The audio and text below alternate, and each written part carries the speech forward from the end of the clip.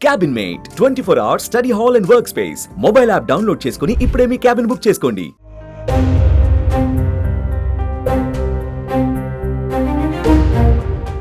Senior IAS Telangana పర్యాటక శాఖ కార్యదర్శి స్మితా సబర్వాల్ చిక్కులో పడినట్లు తెలుస్తోంది. అద్దెకారు విషయంలో ఆమెకు నోటీసులు ఇచ్చేందుకు జయశంకర్ అగ్రికల్చర్ యూనివర్సిటీ అధికారులు సిద్ధమైనట్లుగా సమాచారం.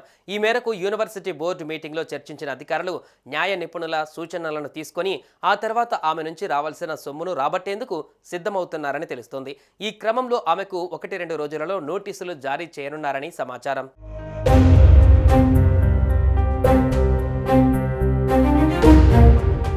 బీఆర్ఎస్ పార్టీ అధికారంలో ఉన్న సమయంలో స్మితా సబర్వాల్ కీలక పోస్టుల్లో పనిచేసిన విషయం తెలిసిందే.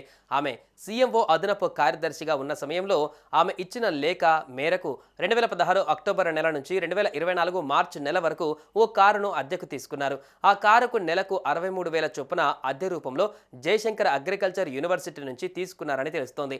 వర్సిటీ నిబంధనలకు విరుద్ధంగా అద్దె పేరిట 90 నెలల్లో 61 లక్షలు తీసుకున్నట్లుగా ఇటీవల ఆడిట్లో అధికారులు గుర్తించారు. ఈ విషయంపైన ఆడిట్ శాఖ తీవ్రంగా అభ్యంతరం వ్యక్తం చేసింది. దీంతో అధికారులు వాటిని రికవరీ చేయాలని నిర్ణయించినట్టుగా తెలుస్తోంది.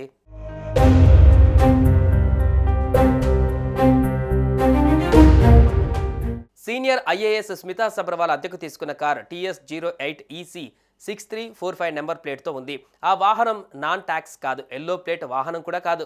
పవన్ కుమార్ అనే వ్యక్తి పేరిట ప్రైవేట్ వాహనం ఉన్నట్లు ఆడిట్ శాఖ విచారణలో తేలింది. అయితే సీఎంఓ స్మితా సబర్వాల్ ఆఫీసు నుంచి ప్రతి నెల వాహనం అద్దె రిసిప్ట్లు రావడంతో వర్సిటీ యాజమాన్యం ప్రతి నెల డబ్బులు చెల్లించినట్లుగా తేలింది. జయశంకర్ వ్యవసాయ యూనివర్సిటీ పనితీరుపైన ఇటీవల ఏజీ విచారణ జరిపింది. ఈ విచారణలో కొన్ని తీవ్రమైన అవకతవకలు ఉన్నట్లుగా తేలింది. అందులో స్మితా సబర్వాల్ కారు అద్దె అంశం కూడా ఉంది. ఏజీ ఆడిట్ ఆధారంగా అంతర్గత విచారణ విశ్లేషణ జరిపించామని వర్సిటీ వీసీ జానయ్య స్పష్టం చేశారు.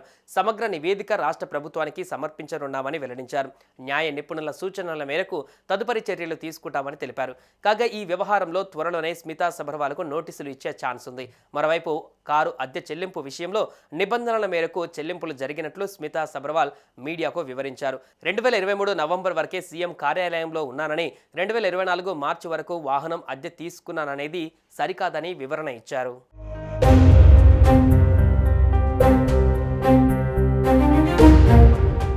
సుమన్ టీవీలో మీ పర్సనల్ అండ్ బిజినెస్ ప్రమోషన్స్ కోసం కింది నెంబర్కి కాంటాక్ట్ చేయండి.